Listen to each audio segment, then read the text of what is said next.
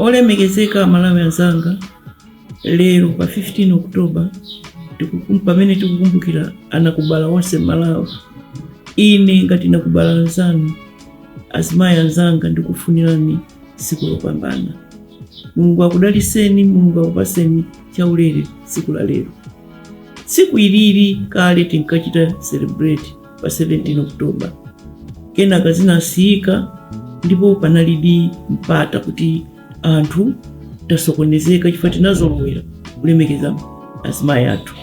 Koma atabwera President Pingwa Mutharika ali president, mzimu wawo usemutendere, ndi amene anati tiye tipeze siku lina likazikisike kuti tikhoza kulemekeza amayi mu Malawi anakubala.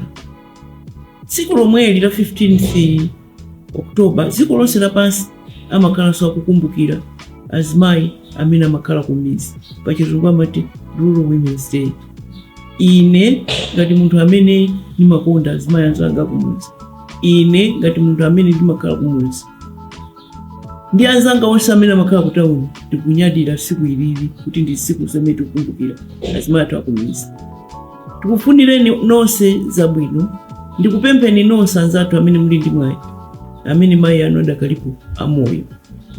Siku lija ndi lero limene timakulira mphaso, limene timanyadira amayiwo, limene pachizungu amati timachita pampa. Chifukwa chani ndikunena izizi? Chifukwa chakuti ife ena amene tinataya amayi athu mwasanga timadziwa kuti akapita sabwereranso. Nthawi imene tili nayo Mulungu atipasa kuti tikhale nawo ali ndi moyo, tiyenera kuanyadira kwambiri. Mulungu akudaliseni siku la lero, ndipo tiye tiyang'ane maso patsogolo ngati azimayi pamene tikumanga dziko lathu. Lero pa 15 Oktoba 2024 siku la nakubala. Tikulemekeza nkwazi zosayimbidwa zomwe zimapanga tsogolo la dziko lathu, amayi athu. Tikukondwerera chikondi chawo chosagwedezeka kudzipereka kwawo ndi mzimu osagonja. Pamayi onse omwe adatilera kutisogolera ndi kutilimbikitsa, timapereka chiyamiko chathu chochokera pansi pa mtima. Chikoka chanu chimakhala ngati maziko a dziko lathu, ndipo cholowa chanu chokhalitsa chidzapitiriza kupatsa mphamvu mibadwo ikubwerayi.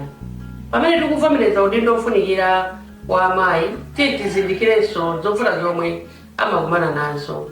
Tiye tizipereke kuthandizira ndondomeko zonse zimakweza amayi kuonesa kuti anthu akupeza thandizo la chakudya, la mankhwala, maphunziro ndi mwayi wachuma, pamodzi titha kupanga tsogolo labwino lomwe amayi ndi mwana aliyense angachite bwino.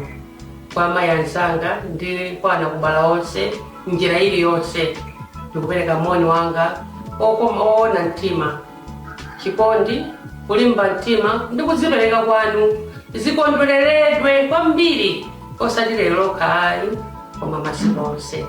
Amayi, Mulungu azikukumbukirani nthawi zonse, nawonjezera masiku a moyo wanu. Komanso ineyo ndimakukondani kwambiri. Nakubala wabwino kwa nonse amayi, ziko.